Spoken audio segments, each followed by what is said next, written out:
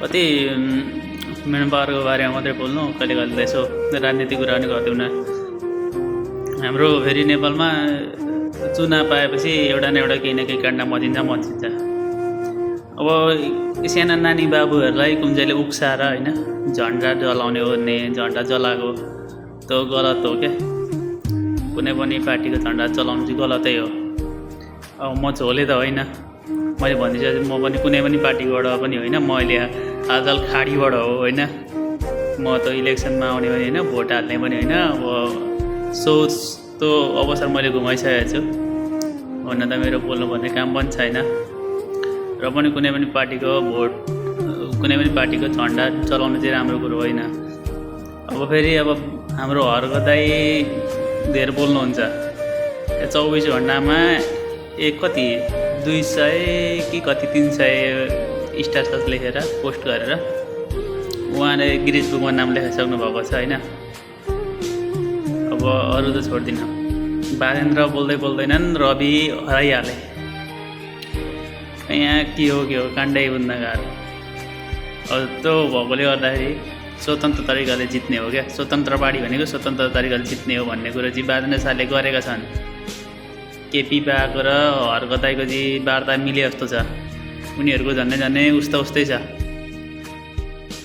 केपी बाको पनि होस पुस्किसकेको छ, हर्क दाइको पनि होस पुस्किसकेको छ। हर्क दाइ भन्छन् मै राजा मै मन्त्री सबै थोक।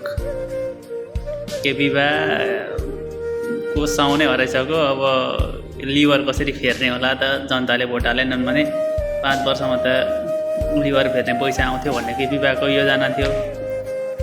हर्क दाइको ढुङ्गाले दिमाग खाएको कि नामै माटो राखेछ, माटोतिर मात्रै गएको होइन।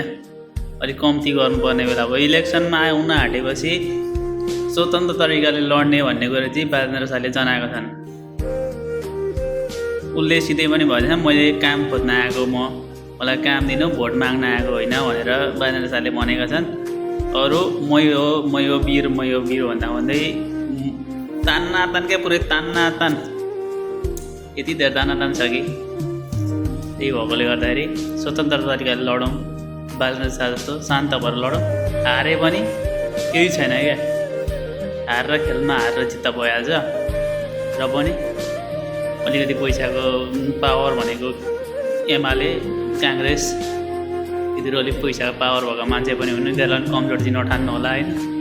र पनि यसो अहिलेको जुलुस नाराहरू देख्दा चाहिँ अब घन्टीले हान्ला जस्तो छ होइन। उनीहरूलाई पनि टेन्सन छ, केपी बा र उता काङ्ग्रेसको मान्छेहरूलाई पनि टेन्सन छ।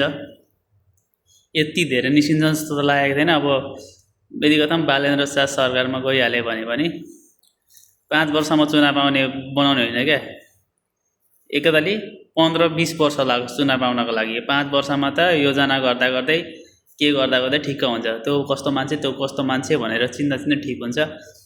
विशेष के हो भने यदि कथम चुनाव आएर बाजेन्द्र शाहले मन्त्री बन्नुभयो भने संविधानै चेन्ज गरिदिनुपर्छ।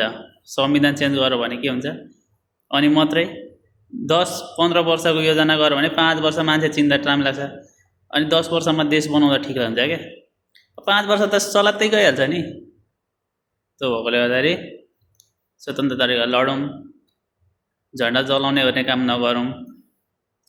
हामी सबै नेपाली हौँ, एकअर्कालाई बुझ्नुपर्छ। एकअर्कालाई बुझेन भने काम दिँदैन।